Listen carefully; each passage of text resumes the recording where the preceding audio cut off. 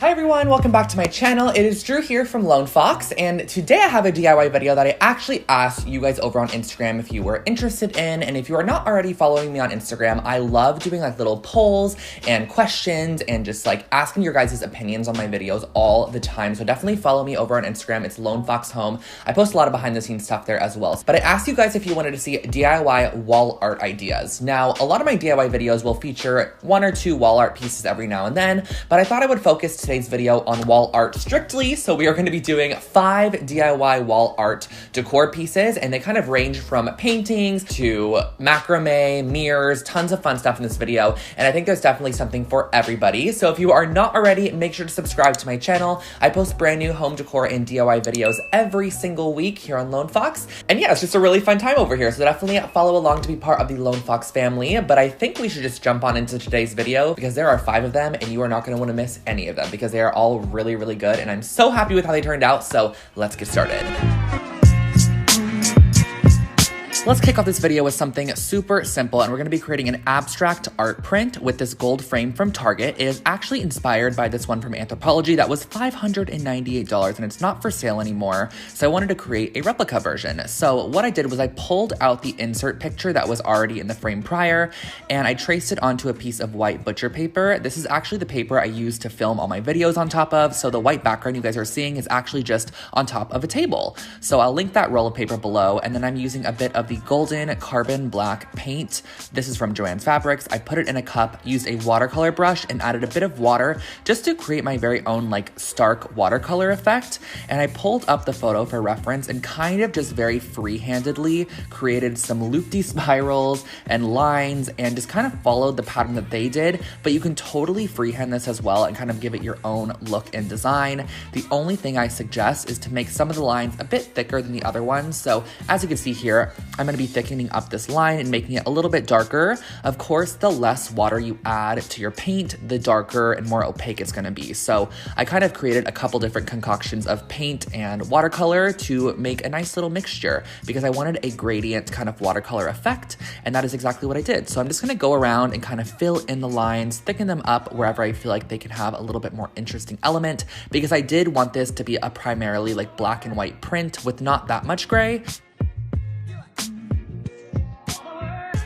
And then once you are completely done, you can just reconstruct your frame however it tells you to do so, or however you're supposed to. I actually added the mat down just for an extra like thick support in there, and then put the back on there, fastened it shut, and that finished off this little abstract art print.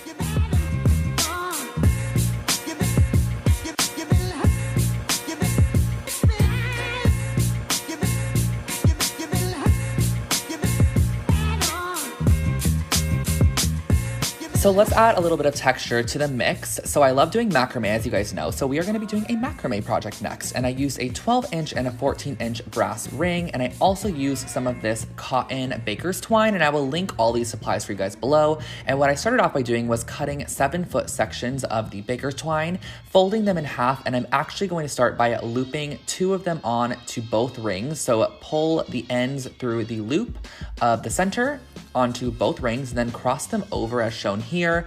And we're actually going to be fastening these to the inside ring. And how you're going to be doing this is with a half hitch knot. So you're going to be looping it around once as shown here, and then you're going to loop it around one more time, like that, and you're gonna pull the end of the string through that loop before you pull it tight, and that's just going to securely fasten this down, and you're gonna repeat the process on the other side.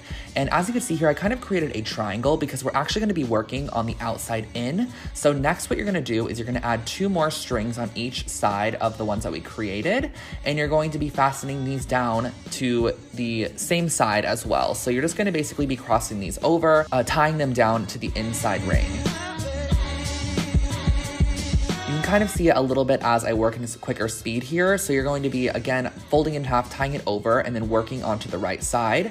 And it's pretty honestly self-explanatory. If you see how I'm actually kind of weaving this, you can kind of give it a go yourself. I'm just making sure that the ones on the right sides are on the underside and the ones that are on the left are going over the top. That way it kind of creates this overlapping effect, which I really like. And you're gonna be repeating those same exact knots for the entire process of this until you reach the center.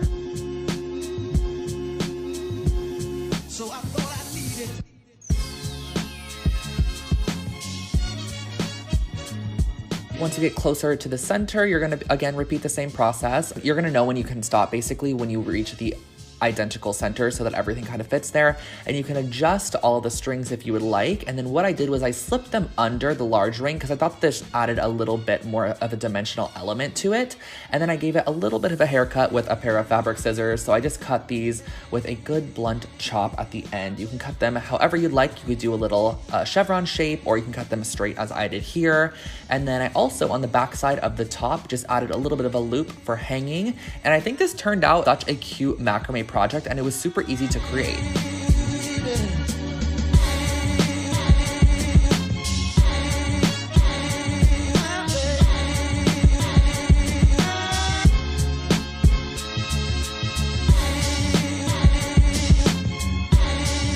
Moving into another painting project, I'm starting off with a 12 by 16 gesso block, and I saw this at the store. It was 50% off, and I was like, I'm gonna try this because it seems a little bit more substantial than your traditional canvas, and I believe it's just a wooden box kind of covered in gesso. And what I'm gonna be doing is putting down a good coat of tan paint. I'm using a wide brush and just spreading this across very evenly on the front of this kind of canvas, because I want this to be the base color for my kind of abstract mid-century painting that I'm going to be doing. So this one's perfect if you like more of an eclectic look or a mid-century look, or you can really customize it to your own color preference.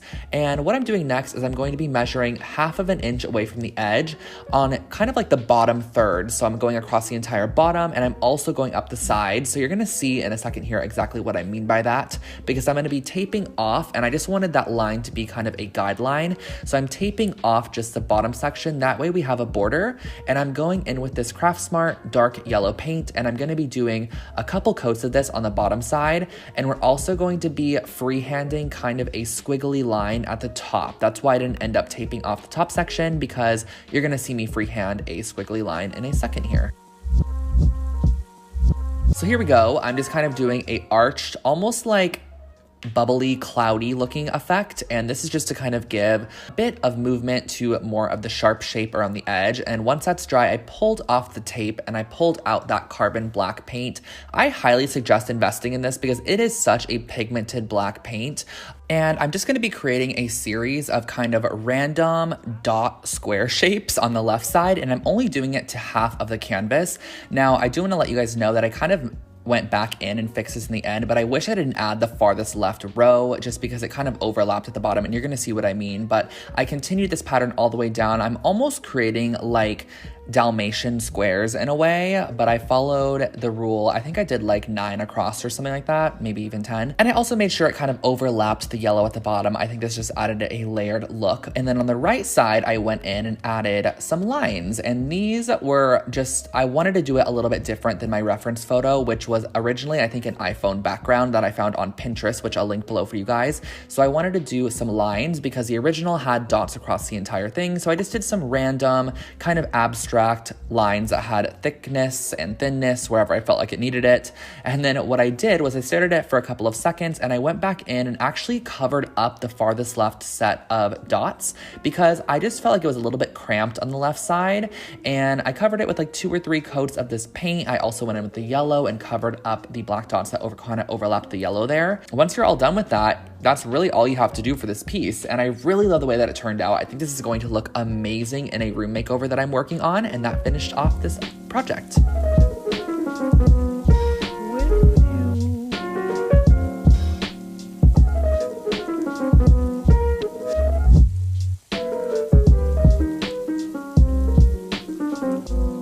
I wanted to throw a mirror in the mix, and one of you guys actually DM'd me this, and I cannot find the original DM anywhere. So if you DM'd me this, I'm sorry, but I love you for DMing it to me. So what I'm starting off with is a round mirror. I've had this in my stash for a while now, and I'm actually getting these 2 pieces of 12 by 12 chipboard, which is essentially like compacted cardboard. It's just very, very, very, very thick cardstock essentially. And I'm cutting it out to be the width of the middle of the mirror, and also to be however tall you want it to be. So I'm cutting this one out to be about 14 inches wide by 7 inches tall, but I just suggest measuring it to whatever mirror you are using. And I didn't want to cut the mirror because, as you could see the reference photo that I shared with you guys, the mirror it had a flat bottom to it. So we're gonna kind of create our very own flat bottom by gluing it on top. So I'm gluing the two pieces together that are going to create our bottom section, and you can do this out of cardboard as well if you don't have chipboard, and I'm just reinforcing it with a little bit of hot glue as well. So as you can see, this is going to go on the bottom half and kind of create that half circle shaped mirror. And what I wanted to do next was add a bit of yarn to this. And originally I was actually going to cut each piece and like glue it on as a tassel, but I was like, why don't I just wrap this entire piece fully in the yarn, and it's going to look like some perfect pretty tassels. And that's exactly what I did. So I got this maroon colored yarn at the yarn store or the craft store. I actually got it at Joann's, but I've mentioned them too many times in this video, so I just didn't even want to say it again. But I got it at Joann's Fabrics. Joann's, please sponsor me immediately. And I wrapped it around there like 8,000 times essentially until you get to the end. And I glued it off once I got to the end, clipped it, and this was our little section. So this is gonna actually go on the bottom half of the mirror. But I had some of this brass Scotch washi tape, and I thought it could almost give it that nice beveled kind of gilded edge. So I actually put it around the entire side. I stuck it all the way to the kind of edge of the back, and then I taped it off on the front. As you can see here, I'm pushing it over, and it's not gonna lay flat, sadly, but I kind of like the way that it looked. It actually looked almost like it was hammered or kind of pressed around, and that's kind of the look I wanted to go for. So I added a whole ton of glue to the bottom half of the mirror, stuck down our yarn piece on there, and then I wanted to create a little brass section as well that was kind of going to go across the top to give us the look of the original mirror. So I had this little wooden strip, and I'm adding a bit of Fabri-Tac adhesive and just making sure that the washi tape stuck on here, because washi tape doesn't secure super well to wood. So I added a little bit more of a security measure, glued it down to the top of the yarn piece, and that really finishes off your mirror. I actually added a hanger with some macrame rope, and that was the final product.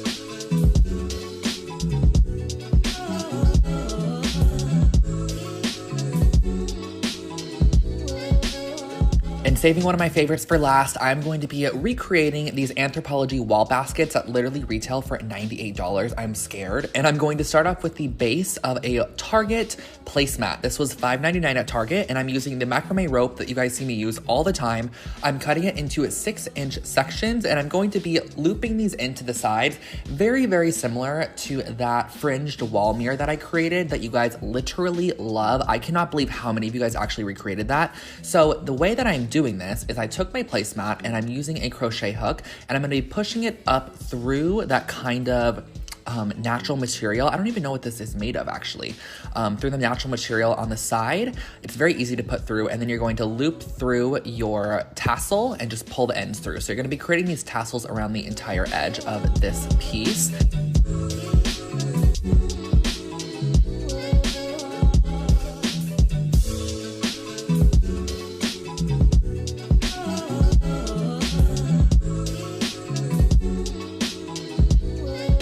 Once all the tassels are added on, I just went around and kind of cut any stray ends. I wanted them to be about 2.5 inches in length, but you can adjust this to however wide you want it to be. But do keep in mind, if you make them any longer, it is going to kind of have a hard time actually standing up when you put it on the wall. So what I'm next going to be doing is unraveling each piece of rope. So I'm going to be unraveling all 3 cords that make up the one macrame rope.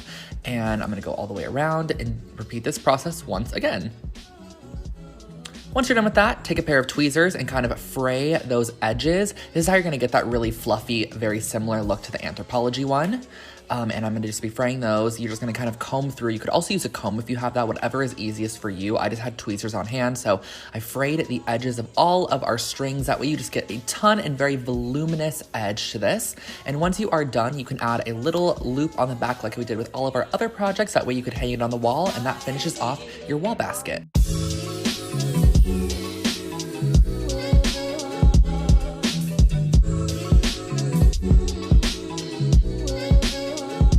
So guys, that was my wall art video for you today. I hope you enjoyed those 5 DIY projects, and I hope you gained some inspiration to create your very own wall art pieces at a much affordable price, as opposed to some of those more expensive pieces from Anthropologie or places like that. Now, of course, you guys know I love splurging on pieces every now and then, so I am one to honestly purchase an expensive wall art piece if I like it. So yeah, I hope you guys enjoyed today's video. I'm going to link as many of the supplies that I use in the projects in the description box below, so you could take a look at the description box for any of those linked products. And also, do not forget to subscribe to me me here on Lone Fox for brand new videos every single week and to become part of the Lone Fox family. And last but not least, before letting you guys go today, definitely follow me over on Instagram. It is Lone Fox Home. I post behind the scenes stuff. I post a sneak preview of this video already. I asked you guys a Q&A, what you wanted to see. You guys can DM me your DIY ideas. So if you ever have anything you want me to create, you could DM me it on Instagram, and I will catch you guys all in my next one. Have an amazing rest of your day. And it's almost Valentine's Day, so happy Valentine's Day to you and to everyone around you. So have a great day. Bye, guys.